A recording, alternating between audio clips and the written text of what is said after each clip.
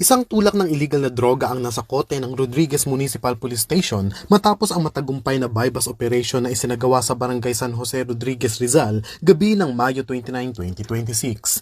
Sa ulat, ikinasa ng Municipal Drug Enforcement Team ng Rodriguez MPS ang operasyon na may koordinasyon sa Philippine Drug Enforcement Agency na nagresulta sa pagkakaaresto ng isang street-level individual na nahuling aktwal na nagbebenta ng hinihinalang shabu sa isang posture buyer.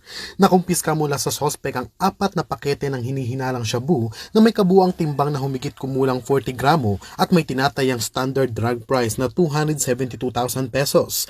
Na-recover din ang bypass money, perang pinaniniwalaang mula sa illegal na transaksyon at isang coin purse.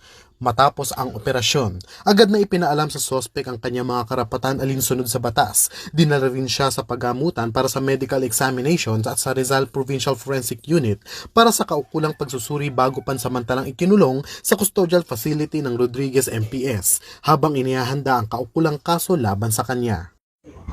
Mula dito sa Rizal Police Provincial Office, ako ang inyong PNN correspondent, Patrolman Junmar Abang, alagad ng batas, tagapagtaguyod ng balitang pulis.